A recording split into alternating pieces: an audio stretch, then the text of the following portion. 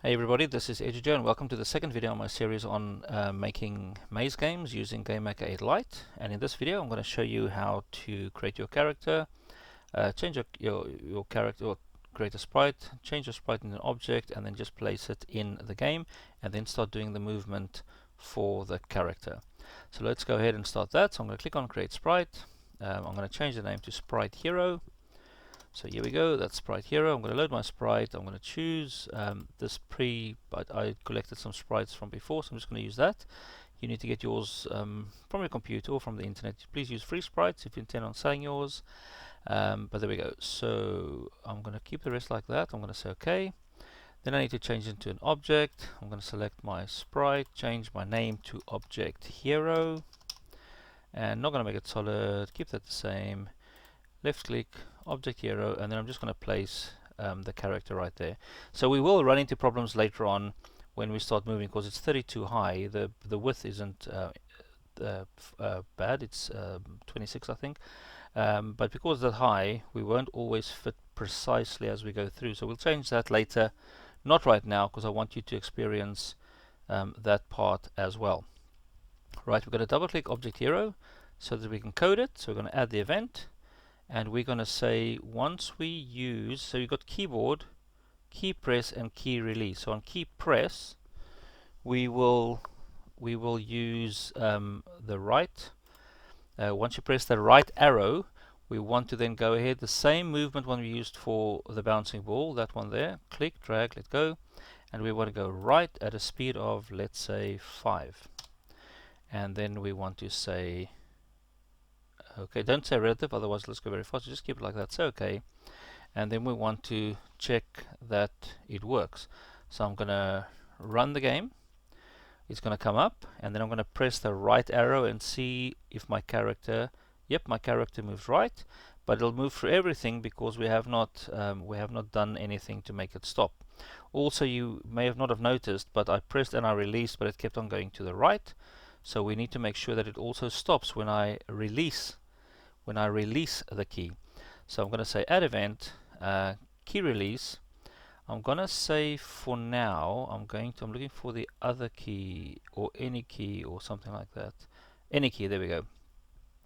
Any key just for now, and we're going to say this one, we're going to say stop, so that when we release the key it actually stops, or that the speed is 0.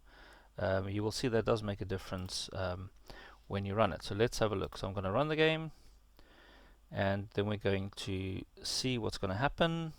So I'm going to press right, let go, it stops. Right, let go, stop. Right, let go, stop. And you can see as I let go of the key, it does stop.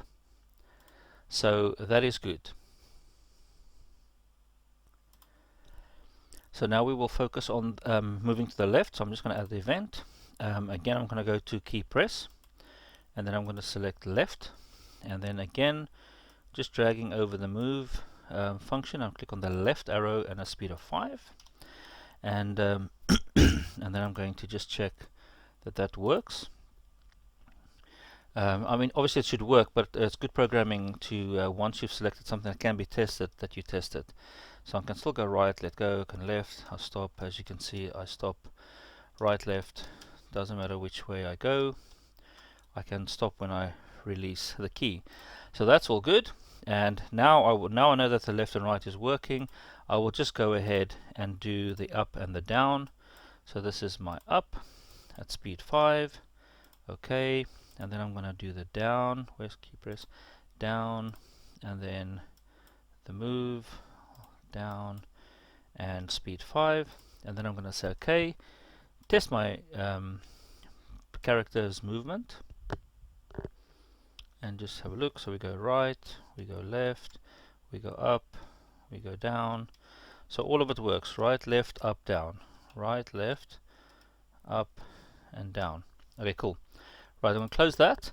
And then the final thing I want to do for this video for now is just to see what happens when we collide with a wall. So when the character collides with a wall, all we want to do is to say stop, speed 0, and stop.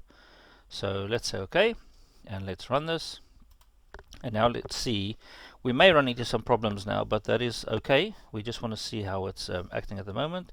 So I'm going forward and it stops. I'm going backwards and it stops. I'm going up, stops, down, stop. But can you see what happened there? Because my character is also 32 high, it didn't completely go to the top. There's a bit of a gap there. When it goes down it's fine, but when it goes up there's a little bit of a gap. So there it fits in, there it doesn't fit in. It fits in, it doesn't fit in.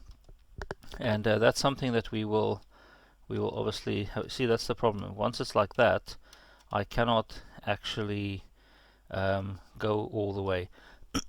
Excuse me. So that is something where we need to change the size of the character, like I said before, so that you can actually make it all the way through. So I think let's do that now instead of waiting for later. I'm just going to go to the sprite hero. I'm going to say edit, and I'm going to go to edit sprite, and then I'm going to go to transform, and I'm going to go to scale. Let me just show that again. So I click on edit sprite, transform, and scale. And so what I will do is I will change, and as you can see this applies to all the images in the sprite. So the original one, the new character that you want to do, and so on. So we can either move the slider to 85% will be fine, or you can just type it in 85%. So that one is now slightly smaller than that one. We only have this one, so we're going to say apply to all the images. I'm going to say okay, now it's slightly smaller. If I now go back, just say okay there, and if I now go back here, you can see the sprite is slightly smaller. So now let's test that. Now we're 85% of our original size. Let's have a look to see what happens now. So now I can go up, and you can see now it's slightly closer, it's slightly above, so it should fit in nicely as I go. So you can see now I can go all the way through the maze. So I'm just going to go and just check this out. There we go. Okay, cool. So that's working fine. So also, as you can see, just something to mention, the character is always facing one direction. So in one of the future videos, I will just show you how once you go to the right, it faces right. When you go to the left, it faces left, and so on. But I'll do that in a future video as we wrap up. So in this video, what you learned was just how to change the character in terms of the movements, left, right, up, and down. So now we can actually move our character. So in the next video, what we will do is we'll start to place some treasure. We'll grab a treasure, and then we'll add, we'll start collecting the treasure, and you can see how all of that works. So thank you for watching. I hope you enjoyed this video. I'll see you in the next video. Goodbye.